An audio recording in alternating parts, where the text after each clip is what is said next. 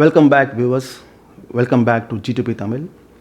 இன்றைக்கி நம்ம பேச போகிற டாபிக் வந்து பிகினர்ஸ் அண்ட் ரெஸ்யூமர்ஸ், அதாவது ஃபஸ்ட் டைம் ட்ரைனிங் ஸ்டார்ட் பண்ணுறவங்க, இல்லை ஏற்கனவே ட்ரைனிங் பண்ணி இப்போது ஒரு கேப்புக்கு அப்புறம் கண்டினியூ பண்ணுறவங்க, இவங்களுக்கு ரொம்ப யூஸ்ஃபுல்லாக இருக்கும்னு நான் நம்புகிறேன்.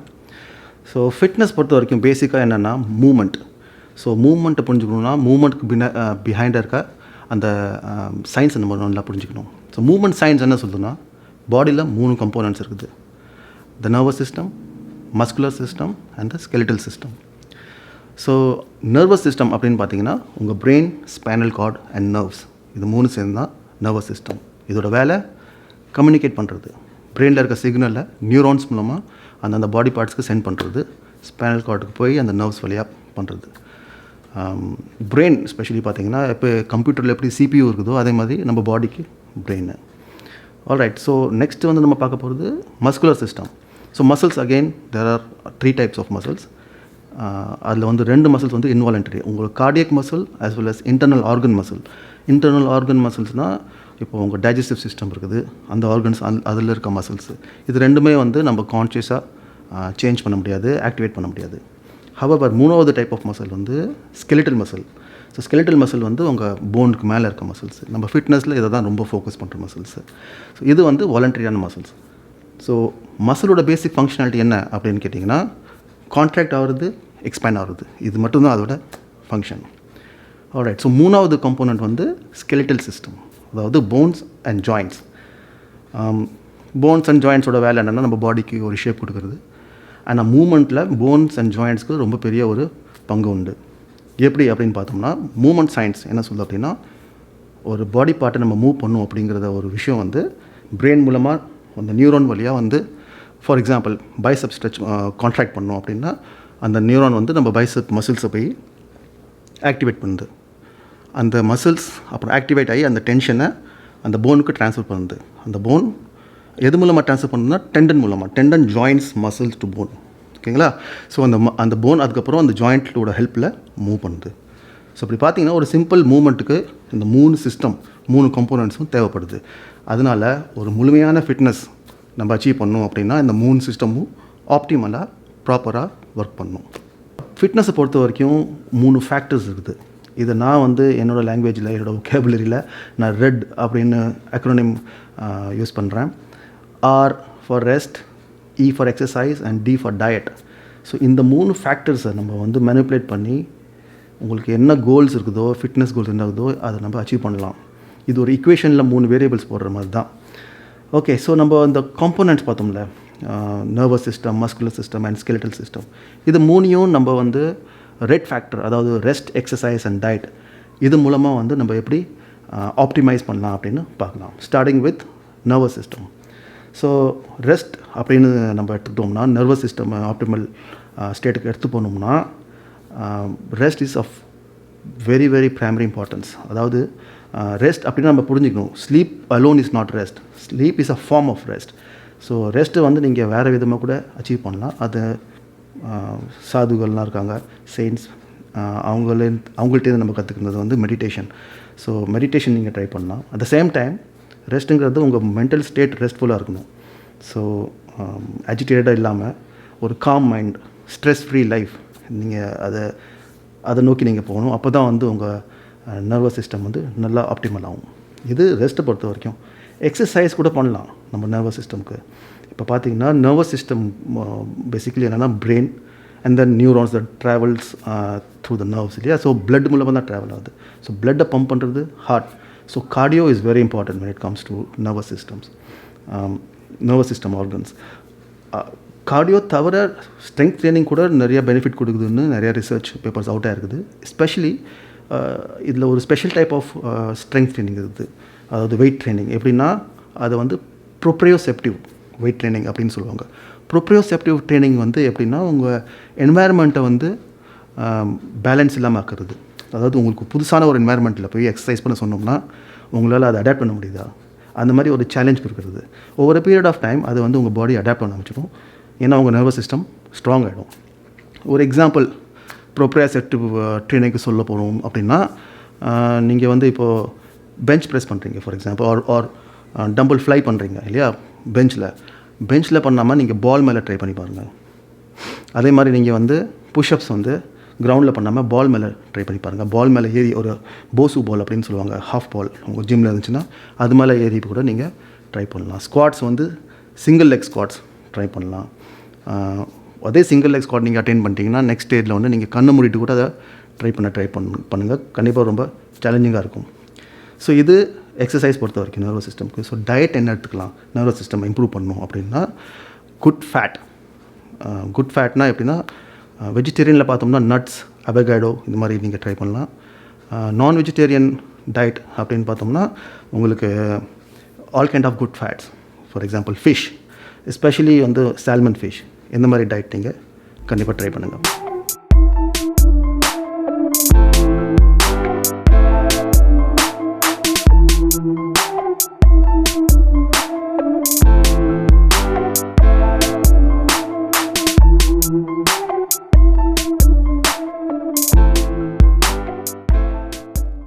நம்ம எல்லாருக்கும் பிடிச்சது மஸ்குலர் சிஸ்டம். ஸோ எவ்வளோ டைப்ஸ் ஆஃப் மசில்ஸ் இருக்குது நம்ம ஏற்கனவே பார்த்தோம். ஸோ இந்த ரெட் ஃபேக்டர் மூலமாக எப்படி மசில்ஸை வந்து நம்ம ஆப்டிமைஸ் பண்ணலான்னு பார்க்கலாம். ரெஸ்ட்டுன்னு வரும்போது மசில்ஸை பொறுத்த வரைக்கும் ஒரு ஒர்க் அவுட் பண்ணிங்கன்னா நெக்ஸ்ட் ஒர்க் அவுட்க்கும் நெக்ஸ்ட் ஒர்க் அவுட்க்கும் நடுவில் அட்லீஸ்ட் 48 hours 48 மணி நேரம் ரெஸ்ட் தேவைப்படுது மசில்ஸ்க்கு. அதனால் பட் நிறைய சாம்பியன்ஸாக நீங்கள் பார்ப்பீங்க, அவங்க வந்து டெய்லியே எக்ஸசைஸ் பண்ணுவாங்க. பட் அதில் அவங்க சிஸ்டமேட்டிக்காக பண்ணுவாங்க. ஒரு நாளைக்கு அப்பர் பாடி, இன்னொரு நாளைக்கு லோவர் பாடி, இல்லை ஒரு நாளைக்கு biceps, the next day it could be chest. But அது வந்து சீசன்ட் ட்ரெயினர்ஸ்க்கு. நம்ம வந்து பிகினர்ஸ் அண்ட் ரெஸ்யூமர்ஸ் பற்றி பேசிகிட்டு இருக்கோம். ஸோ அதனால் மசில்ஸில் மட்டும் ஃபோக்கஸ் பண்ணாமல் நீங்கள் நர்வஸ் சிஸ்டத்தையும் நீங்கள் கன்சிடர் பண்ணிங்கன்னா, அது வந்து நீங்கள் டெய்லி பண்ணிங்கன்னா அது டேக்ஸ் ஆகும். அதனால் ஒரு நாள் விட்டு ஒரு நாள் எக்ஸசைஸ் பண்ணுங்கள், ஃபுல் பாடியை எக்ஸசைஸ் பண்ணுங்கள். அதே மாதிரி எக்ஸசைஸ் பண்ணுறப்போ வந்து ஒரு செட்டுக்கும் இன்னொரு செட்டுக்கும் நடுவில் வந்து எவ்வளோ ரெஸ்ட் எடுக்கலாம், அந்த ஒரு டிபேட் எப்போவுமே நடக்குது. ஸோ ஷார்ட்டாக ரெஸ்ட் எடுக்கணுமா இல்லை லாங்காக ரெஸ்ட் எடுக்கணுமா, எது ஷார்ட்டு எது லாங், அந்த கன்ஃபியூஷன்லாம் நிறையா வருது. ஸோ யூஸ்வலாக என்ன சொல்கிறாங்கன்னா ஃபிட்னஸ் லிட்ரேச்சரில் ஐசோலேட்டட் எக்ஸசைஸ் பண்ணிங்கன்னா 1 to 1.5 minutes.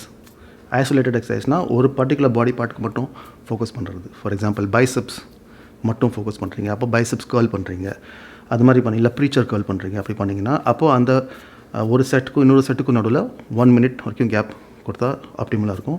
இதை நீங்கள் காம்பவுண்ட் எக்ஸசைஸ் பண்ணுறீங்க, ஃபார் எக்ஸாம்பிள் மல்டிபிள் மசில்ஸ் அதில் இன்வால்வ் ஆகுது. ஒரு புல்அப்ஸ் எடுக்கிறீங்க, சின்அப்ஸ் எடுக்கிறீங்க, ஒரு பெஞ்ச் ப்ரெஸ் பண்ணுறீங்க, அதில் வந்து பார்த்திங்கன்னா உங்கள் triceps as well as chest, pull-ups பண்ணிங்கன்னா பைசப்ஸ் அண்ட் லேட் மசில்ஸ் எல்லாமே இன்வால்வ் ஆகுது. ஸோ இதை மாதிரி காம்பவுண்ட் எக்ஸசைஸ் பண்ணும்போது வந்து நீங்கள் ரெஸ்ட் பீரியட் வந்து 2.5 minutes to 3 minutes அதை மெயின்டைன் பண்ணுங்கள். இப்போ சில பேர் அகெயின் இதில் ஆர்கியூ பண்ணுவாங்க, இல்லை நான் வந்து ஃபாஸ்ட்டாக பண்ணால் வந்து எனக்கு நல்லா பம்ப் கிடைக்குது, பட் உங்களுக்கு வால்யூம் வேணும் அப்படின்னா நீங்கள் லாங்கர் கேப் தான் கொடுக்கணும். ஃபாஸ்ட்டாக பம்ப் பண்ணி கார்டியோவுக்கு தான் ரொம்ப பெனிஃபிட்டாக இருக்கும். அப்படி உங்களுக்கு கார்டியோ ஃபோக்கஸில் இருந்துச்சு, நீங்கள் ஃபேட் லாஸ் பண்ணுறீங்க அப்படி இருந்துச்சுன்னா கார்டியோ வந்து மார்னிங்கில் வச்சுக்கோங்க, வெயிட் ட்ரைனிங் வந்து ஈவினிங்கில் வச்சுக்கோங்க. Alright.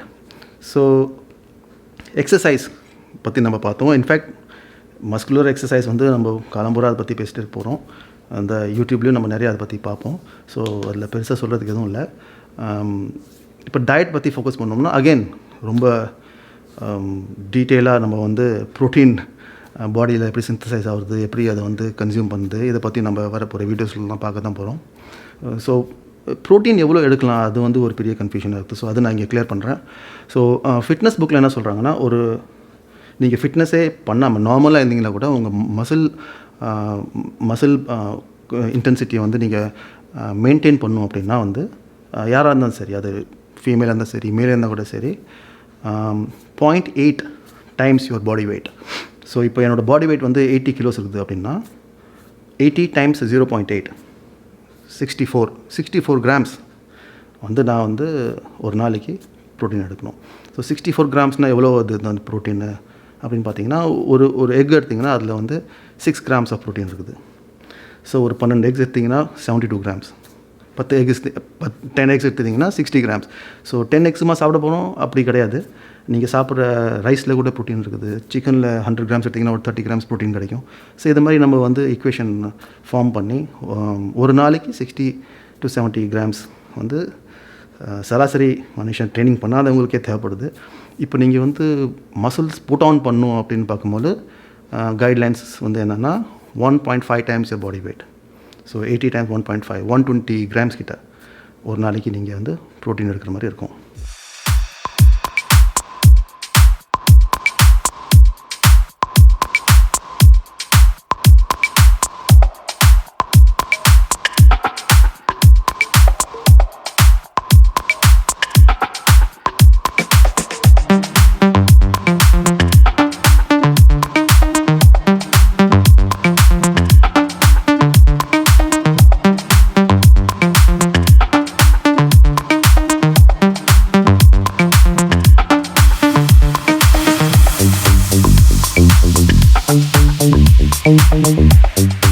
Okay, so that brings us to the last component, skeletal system.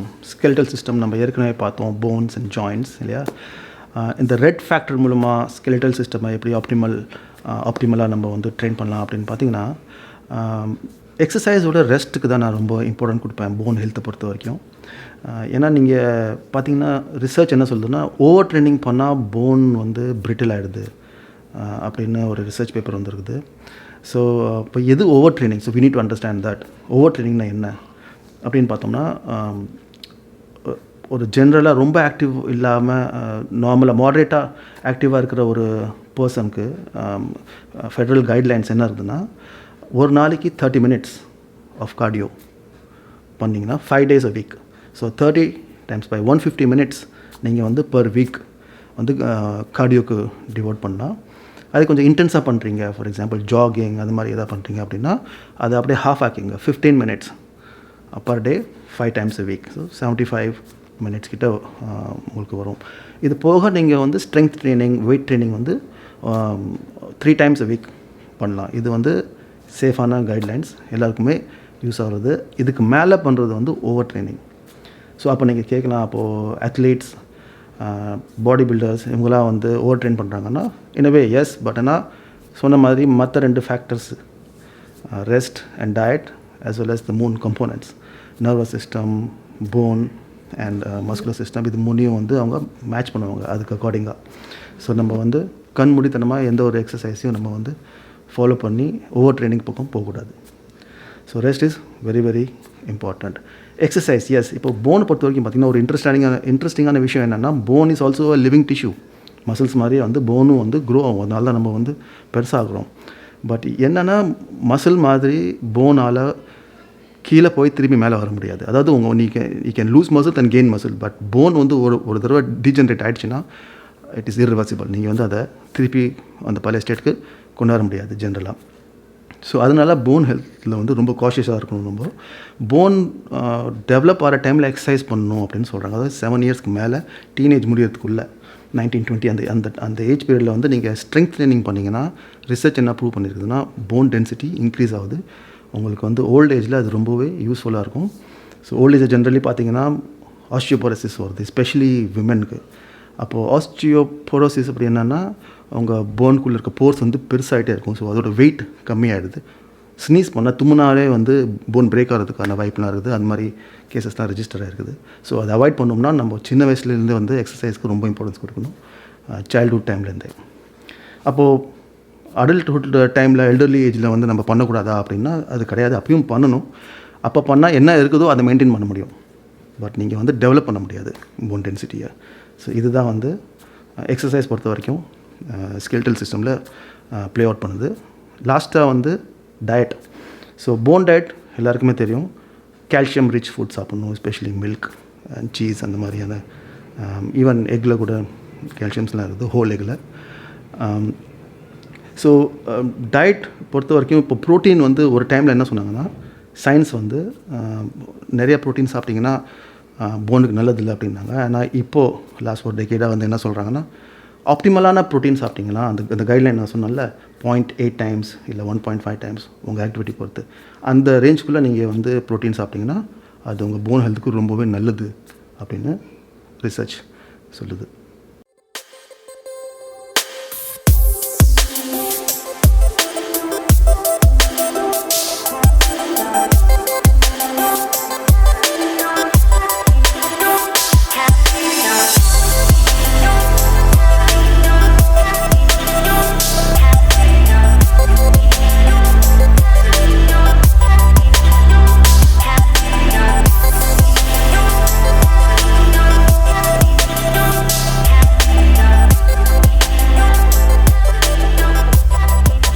Okay guys, so that brings us to the conclusion of this video. இந்த வீடியோ கொஞ்சம் லாங்காக இருந்தால் கூட உங்களுக்கு யூஸ்ஃபுல்லாக இருந்திருக்குன்னு நான் நம்புகிறேன். கண்டிப்பாக கமெண்ட்ஸில் சொல்லுங்கள் இந்த வீடியோ நீங்கள் எப்படி எடுத்துக்கிட்டீங்கன்ட்டு. லைக் பட்டன் கூட கிளிக் பண்ணுங்கள் பிடிச்சிருந்துச்சுன்னா. ஸோ ரிமெம்பர், பிகினர்ஸ் ரெஸ்யூமர்ஸ்க்கு ஃபிட்னஸ் வந்து ஹோலிஸ்டிக்காக நம்ம எடுத்து போகணும். எல்லா கம்போனன்ட்ஸும் ஃபோக்கஸ் பண்ணணும், எல்லா ஃபேக்டர்ஸும் நம்ம வந்து யோசிக்கணும். So I'll see you soon next week. So till then.